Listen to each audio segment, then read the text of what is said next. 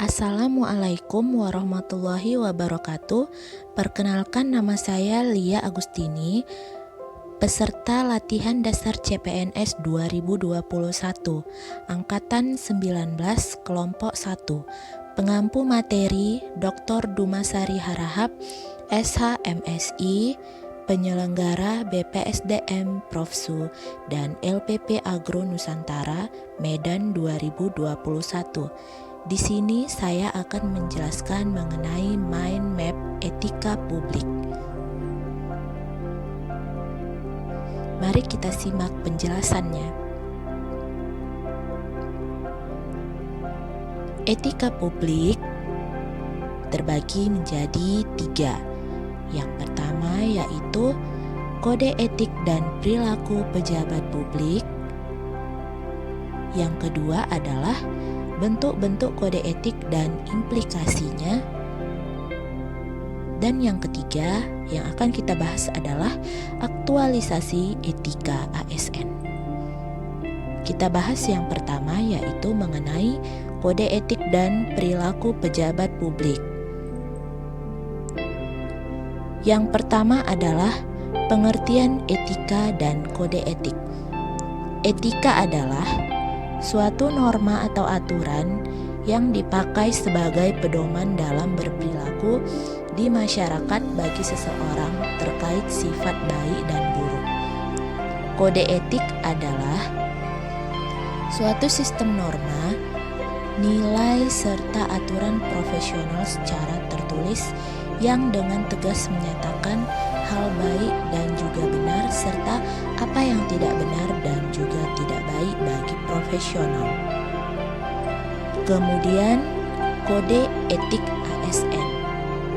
Ada 12 kode etik ASN dan kode perilaku ASN berdasarkan Undang-Undang ASN Pasal 5. Yang pertama, melaksanakan tugasnya secara jujur, bertanggung jawab, dan berintegrasi tinggi.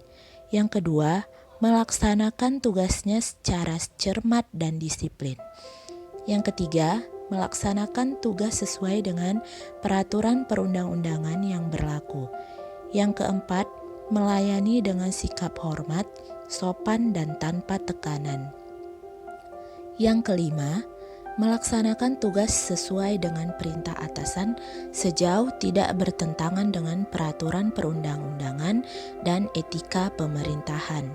Yang keenam, menjaga kerahasiaan yang menyangkut kebijakan negara.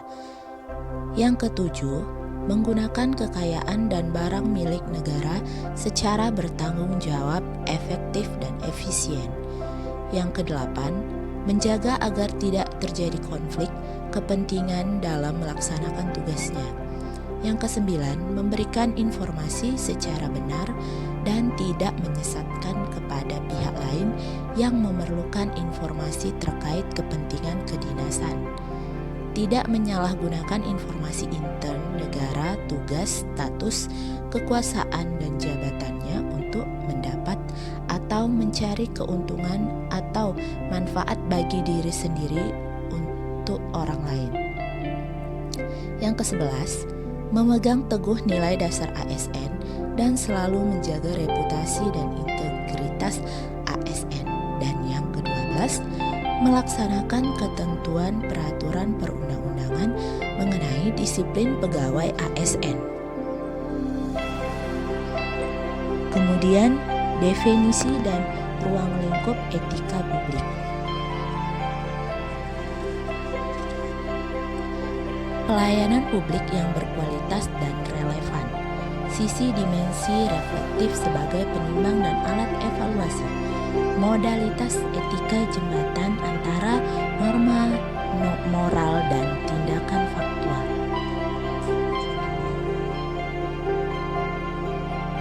Dimensi etika publik ada 3, yaitu dimensi kualitas pelayanan publik, dimensi modalitas, dan dimensi tindakan integritas publik. Kemudian tuntutan etika publik dan kompetensi. Yang terakhir, pelaku pejabat publik. Sekarang kita akan membahas yang kedua.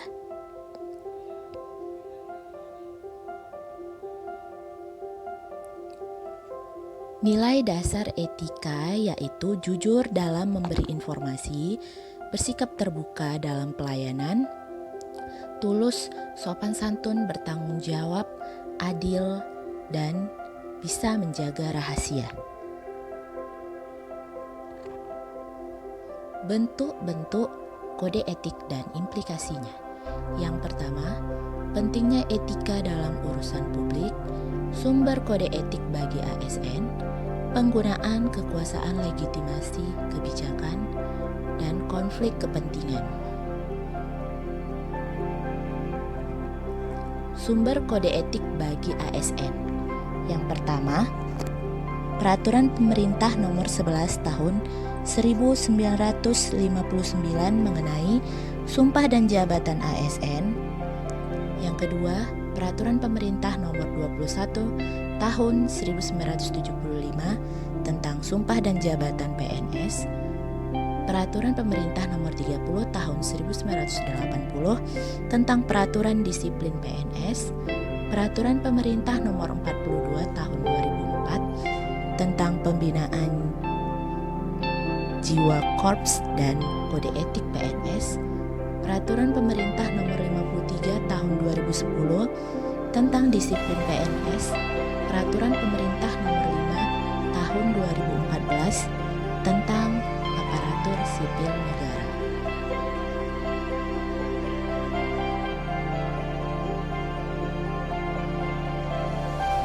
Konflik kepentingan, aji mumpung, menerima atau memberi suap, pemanfaatan fasilitas untuk kepentingan pribadi, menyalahgunakan pengaruh pribadi, dan loyalti ganda.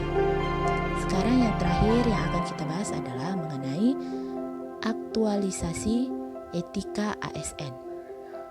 Yang pertama adalah pemanfaatan sumber daya publik, absen sidik jari, penerimaan tenaga honorer, pemberian hadiah, konflik kepentingan dalam pengadaan, pelantikan wali kota di penjara, terpidana korupsi menjabat kembali, membocorkan informasi, pengunduran diri pejabat, melanggar hukum, perbuatan tercela, pembocoran UN, dan Baharudin Lopa, yaitu penegak hukum yang jujur.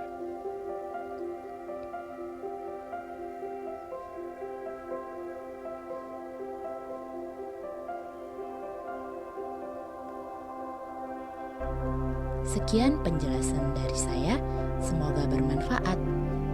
Wassalamualaikum warahmatullahi wabarakatuh.